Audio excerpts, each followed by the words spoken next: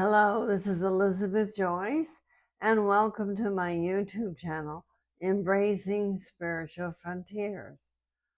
Today I'm going to give you a reading for Sagittarius between May 1st and May 15th, 2024. We've had a lot of crazy energy in April, and we're still feeling the intensity of it. I used the Thoth deck in the beginning. It's a deck I really can identify with. So, Sag, let's see what the cut is for you.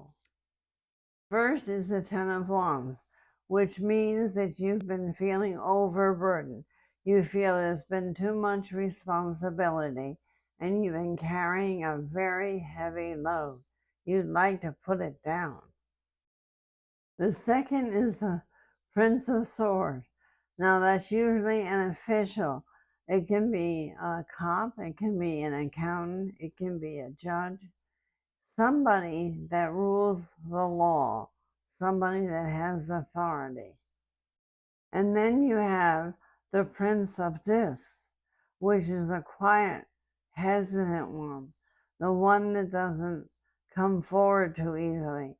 Actually, it's a Taurus card. So he's quiet, he's not moving, he's just watching the situation. Very interesting. Let's see if we can get some more messages. What's happening now? Then we have the outcome, the obstacle, the psychological, and the karma. We start off with the Ace of Swords, and that represents the fall months, but it also represents decisions.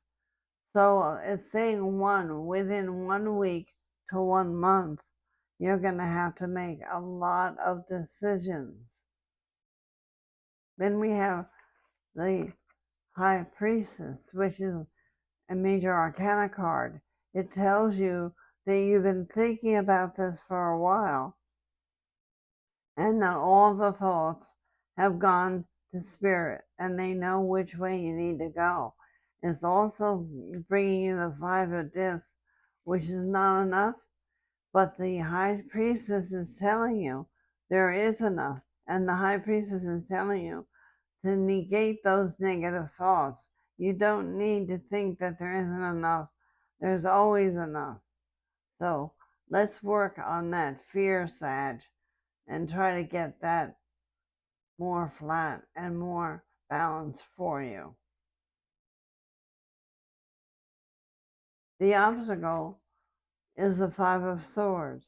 Now that's nasty words. That's a very tough argument, but it's also a defeat and a loss. So something hurt you very much in the past that you're still dealing with. The next is the Six of Cups, and this is in the obstacles. So that's telling me that you should be happy and having a party, but you don't feel like it. You're still hurting over what happened. And the next one is that Four of Swords. That can be a burial. That can be a funeral in this part. It also means that you're looking for peace after sorrow, and you're working towards that. But that has interfered with you, and that's part of why you feel like there isn't enough. Let's go to the psychological. The Ten of Cups. Well, that Ten of Cups is all your wishes, and it's the high wish card. It's called the double wish card, and it's happiness. So it's saying that happiness will come after your fears and after your great loss. You'll have happiness. The Seven of Swords is very positive here. So that's signed papers. Signed papers, or the futility is over. The frustration is over. And then you have the Tower, which is movement. It's major change. It's a shift from one world into another. It's destructive forces and all that implies. So maybe it's saying that you want to be happy when you finish this process, but there's an awful lot of movement that has to be done to complete it. And you're very surprised that so much detail has to be accomplished. Let's go to the karma. You have the Queen of Swords. Now that's a very determined woman. It's somebody that knows how to cut away and get things done. But she doesn't tolerate anything negative. She doesn't tolerate any interference. Then you have the Five of Cups, which is disappointment when least expected. So that Queen of Swords is trying to cut away her disappointments. She's had a lot of disappointments, but the money is there, the Nine of Discs, and that's rewards, that's admiration, and that's finances. So the Queen of Swords is working through disappointments to get to pay what she owes, to make amends, and to take care of business. Then you have the Nine of Discs, the Ace of Swords, and the Aeon. So you have the money, you have decisions that what you have to do, and you take a definite step. The outcome is the Seven of Cups, which means there's an awful lot of things to do, an awful lot of choices to be made, an awful lot of direction to go into. But the money is there to accomplish it all. The Ace of Discs, and that's a very good money card. You're arranging for payment due to be made, which is a very good Sag. You've been waiting a while for all this. And then you have the Aeon, which is taking a definite step, and that's a major arcana. And because it's a major arcana, it's stronger, and it tells you that you will take care of this. Now, this is a 20 card. So that's 20 days, 20 weeks. That's how long it's going to take you. I could say 20 months, but I don't think it will take you that long. So I'm going to stick with 20 days or 20 weeks. Anyway, there's an awful lot of detail that you still have to work out after you went through this official process. Let's see what else we can find out. I'm using the Llewellyn deck to do your spiritual reading. The second part of my reading is what did the spirits and guides have to say to you about this matter between May 1st and May 15th, Sagittarius. Let's see what messages we have. First, you have the Page of Wands, which is a faithful friend. Now, it can be a son, it can be somebody that's helping you that you totally trust. It can be a very close friend. But the Page of Wands is there for you. Then we have the Lovers, which means that you have to make some decisions. And you're making these decisions with your Page of Wands, so you feel very comfortable about it. And there's a lot of camaraderie, understanding, love, and alignment in this process.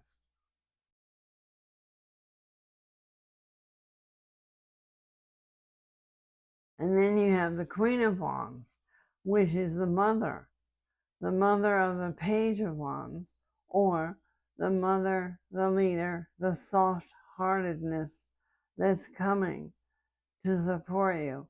It could be that a mother and son comes to support you, Sag, and that makes you very happy. The first card is the focus. Then we have the mundane spread. There's 4 of those. And then we have the spiritual spread. And there's 4 of those. The focus is the Fool. So you're jumping off the hill with your horse, with your bag, with your dog. And you don't care where you land. Underneath you is a rainbow and a waterfall. You're completely trusting spirit about where to go and what steps to take next.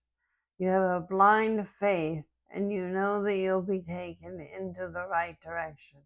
That's your focus. What concerns you? What concerns you is the 3 of Swords. Now that's sadness. That's loss. That's maybe sad words. It might have been somebody had a heart attack. Somebody has made you sad. Somebody could have been removed from your life. But that's what's concerning you right now. The memory of that person or the feeling of that sadness. And what's your motivation? You have Temperance. That's your Sagittarian card. That's the keeper of the well. And that's the person that's got to go slow and take care of whatever is happening in a methodical way, in a safe way. But you cannot hurry or you cannot run through that field. You have to take it a step at a time, and you usually have to go by the book. And that's the Temperance. What's the underlying problem? The underlying problem is the 8 of Cups. That's wanting to walk away from anything. And that's not really wanting to face this or deal with it. But you've been depressed. You have a full moon, and that full moon is directing your light, bringing your light down to try to change that depression into something positive. That's the underlying problem at this time. What do you need to understand? The 4 of Pentacles. Okay, that's money management. You need to understand how to hang on to money without doing grabbing of money or being selfish. You have to bring your money spending into balance and your money into balance. And you're working on that. You're beginning to understand how that works. Now, what do you have to eliminate or adjust to? You have the 2 of Swords. And the 2 of Swords is indecision because you have 2 feelings. First, you want to go ahead and manage all this. And second, you want to run and hide under the bed. So that 2 of Swords is guiding you. It's a spiritual warning. And you need to meditate and trust that you'll get the right direction.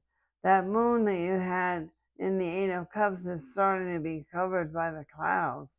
So don't let that depression come back. Make your choice and then stick with it.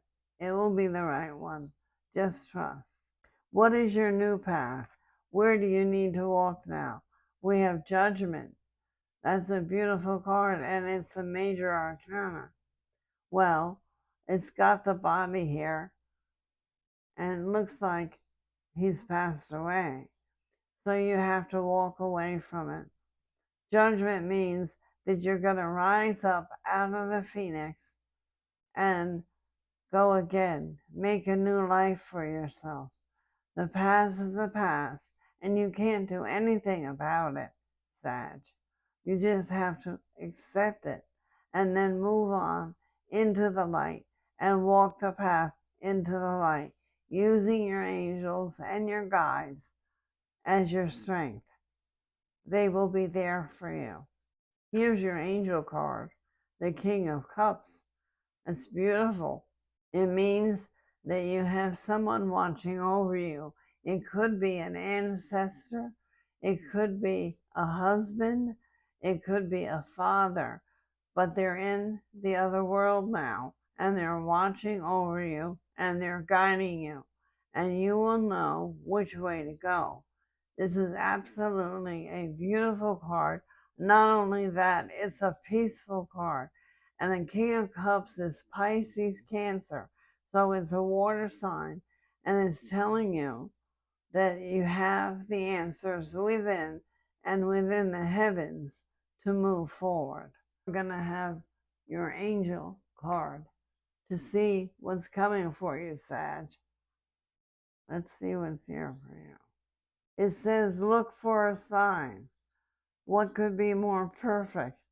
The signs will be coming in to help guide you along this new path that you're on that you may not fully understand.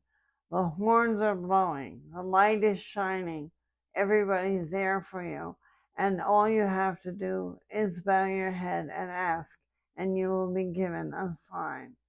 That's beautiful. So let's look at the outcome. What is the outcome? What steps do you have to take? You have the High Priestess. Well, you don't have to worry about anything, because that means all your thoughts and all your prayers are in the cloud. You know what in the cloud is. All your thoughts and all your prayers are in the cloud, and they're going to come down and honor you and your desires as you move along. You are guided, you are surrounded, and you are foreshadowed by the light. Sagittarius, this is absolutely a beautiful outcome. You have everything you need. You have it in your mind and in your heart, and you have other people to support you and love you. You have your Page of Wands and your Queen of Wands, all your friends, and all your friends in high places. Your friends in, wait a minute, and all your friends in high places. Places where you can just bow your head and receive an answer. Remember, look for a sign. That's what I have for you, Sag, for the month of May 1st through May 15th. But let's pull a rune to see what the rune has to say to you. This is a rune of the self, and this is a rune of balancing the self.